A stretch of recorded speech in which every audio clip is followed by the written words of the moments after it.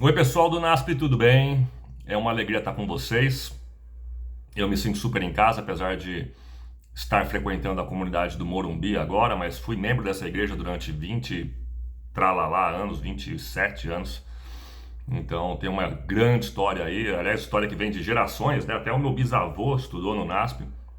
Meus três filhos estudam aí, meus três filhos mais novos, o mais velho já se formou faz 2 anos no ensino médio, agora está na universidade, em outra instituição. E eu sou professor da casa também, então estou em casa. E quero agradecer muito o convite que me foi feito pelo pessoal do Culto do Poder, nessa programação especial de setembro que vocês estão fazendo, na pessoa da Ellen. Muito obrigado pelo convite, Ellen. E me foi dado a missão de reproduzir aqui um pouco da mensagem que eu levei para a minha comunidade há alguns meses atrás, a pedido do Ministério da Família, para falar sobre filhos, sobre educação. E apesar de não ser nenhum grande especialista no assunto, sou um grande entusiasta dele, já que sou pai de 4 e quando nasceu o meu primeiro filho, na verdade, quando a gente soube que a gente ia ter o nosso primeiro filho, a Tatiana e eu, a gente ficou aqui meditando, né? Conversamos bastante sobre qual que seria o propósito da educação, qual que seria o nosso objetivo com ele. Então eu quero falar hoje com pais, com pessoas que um dia vão ser pais e também com professores que estão atuando nessa área da educação. Qual que é o objetivo da educação, gente? Qual que é a razão de ser? Para que a gente... qual que é a nossa meta, né? E a gente tem visto pessoas com visões muito diferentes a respeito disso. Tem gente que usa os filhos como uma forma de satisfazer certas frustrações que tem na vida, né? Projeta nos filhos os sucessos que não alcançou, ou exige dos filhos um certo comportamento, uma certa performance, vamos dizer assim, na vida, ou para compensar coisas que não foram alcançadas, ou para manter um certo status, um certo padrão, e exige dos filhos essa conformidade, né? Tem pessoas que criam os filhos. Na verdade, assim, a gente está vivendo uma geração que os grandes pensadores do nosso tempo, os grandes leitores da nossa sociedade, né, os sociólogos e filósofos mais renomados, eles reconhecem que ali pelos anos 70, 80, pelo menos a civilização ocidental teve uma mudança de paradigma, né, de o que é sucesso na vida, qual que é o objetivo, né? Até então vigorava um sentimento forte de dever, né? Nós tínhamos um dever com a pátria, um dever com a sociedade. Então era bem sucedida a pessoa que levava uma vida respeitosa, digna e que servia bem a sua pátria, cumpria bem os seus propósitos, né, com a comunidade, com a comunidade de fé, inclusive com a igreja. Mas isso mudou nos anos 70 e nos anos 80. Passou a imperar como objetivo máximo de vida a felicidade.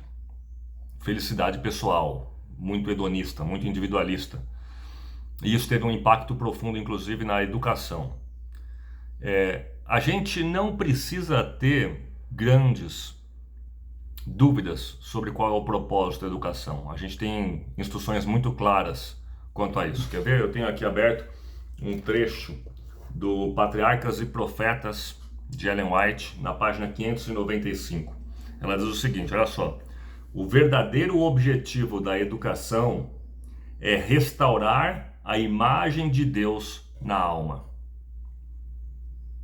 No princípio, Deus criou o homem à sua semelhança, dotou-o de nobres qualidades, sua mente era bem equilibrada e todas as faculdades de seu ser estavam em harmonia entre si. Mas a queda e seus efeitos perverteram estes dons. O pecado mareou e quase obliterou a imagem de Deus no homem. Foi para restaurar a mesma que se concebera o plano da salvação e se conceder ao homem um tempo de graça.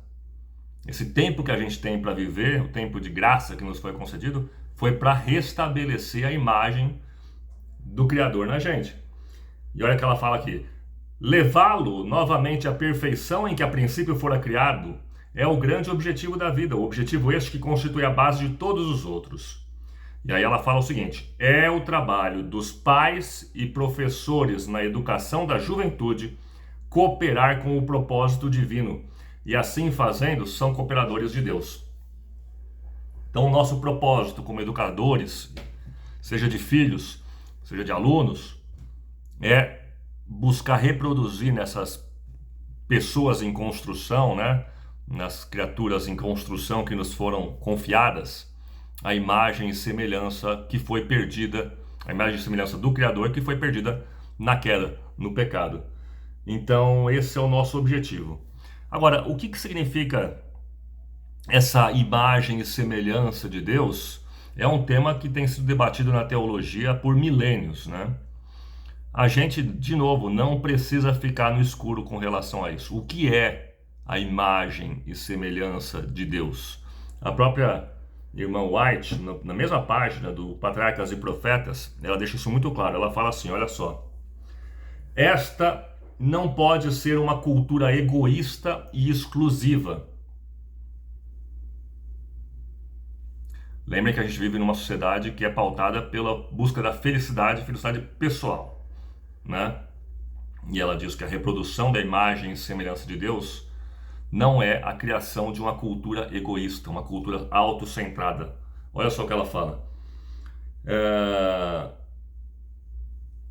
Pois o caráter de Deus, cuja semelhança devemos receber, é benevolência e amor. Cada faculdade, cada atributo de que o Criador nos dotou deve ser empregado para a sua glória e para o reerguimento de nossos semelhantes. E nesse emprego encontra-se o seu exercício mais puro, mais nobre e mais feliz. Então, o que é a imagem e semelhança de Deus? Se a gente olha para os únicos 2 capítulos da Bíblia que descrevem para a gente como que era a vida nesse mundo antes do pecado, né? O Gênesis 1 e 2, e a gente tem poucos elementos, poucas referências, a gente não tem histórias, né? A gente tem só uma descrição do que acontecia. Mas é sintomático e é simbólico que a gente perceba que quando a gente vê Adão e Eva nesse contexto antes do pecado, a gente vai vê-los cuidando da natureza, dos animais, né? Nomeando os animais e tal, e cuidando um do outro. Quando eles pecam, logo na sequência, eles percebem que alguma coisa aconteceu, eles estão se sentindo desconfortáveis, eles sentem aquele vazio existencial que é universal, todos nós sentimos, só que eles erram o diagnóstico, né? Eles acham que o problema é porque eles estão nus. Então, eles inventam, né, que o problema deve ser esse, e eles começam a costurar vestes de folhas de figueira para si. Então, a primeira vez que a gente vê um ser humano fazendo uma coisa para si mesmo é logo depois do pecado. Eu acho que isso é uma boa dica para a gente, à luz disso que Ellen White falou, do que é a imagem e semelhança de Deus que a gente perdeu. Paulo vai falar lá em Romanos 3:23 que todos pecaram e por isso estão destituídos da glória de Deus. Destituídos da glória de Deus. E quando Moisés pede para Deus mostrar a sua glória, o que Deus fala para ele? Ele fala: olha, fica aqui nessa caverna, eu vou desfilar perante você toda a minha bondade. Toda a minha bondade. Então a glória de Deus, da qual nós estamos destituídos ao pecar, é na cabeça, né, na matemática bíblica, equivalente à bondade. O que nós tínhamos quando fomos criados e perdemos ao pecar é bondade, é amor, é capacidade de não estar autocentrados, é capacidade de perceber as necessidades, os desejos, os interesses do outro, é desenvolver consideração pelo outro, é enxergar o outro. É isso que significa a imagem e semelhança de Deus. Ellen White deixou isso muito claro aqui. Essa não pode ser uma cultura egoísta e exclusiva, pois o caráter de Deus, cuja semelhança devemos receber, é benevolência e amor. Então, meus queridos, o objetivo nosso como educadores é fazer com que os nossos meninos e as nossas meninas desenvolvam uma capacidade diferente, superior à capacidade demonstrada pela média, né, das pessoas na nossa geração, uma capacidade de enxergar o outro, de considerar o outro, de servir o outro, de amar o outro. Esse é o nosso objetivo como educadores. É isso que a gente está trabalhando para fazer dos nossos filhos. Então, se a gente está fazendo alguma outra coisa, se a gente está buscando algum outro objetivo, a gente está errado. Aqui, nós que somos cristãos, que estamos seguindo a vontade de Deus, a gente tem uma ambição muito maior do que a ambição das outras pessoas que estão focadas em ter os filhos felizes só, de ter os filhos simplesmente bem-sucedidos economicamente, fisicamente, num bom casamento. A gente quer todas essas coisas, mas a gente quer mais do que isso. A gente quer que nossos filhos reproduzam a imagem do nosso Criador. Esse é o nosso grande objetivo. Não dá para exagerar o papel dos pais nesse processo.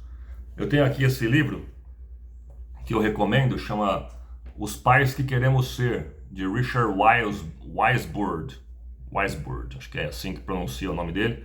Ele é um psicólogo especializado em crianças e famílias. Esse livro é da editora Martins Fontes e ele trata exatamente do desenvolvimento moral das crianças, né?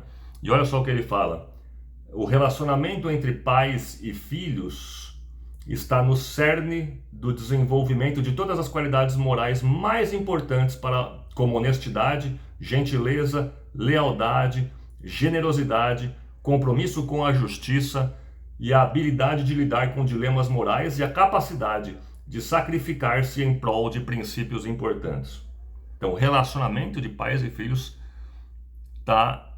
é preponderante no desenvolvimento dessas qualidades pelas crianças.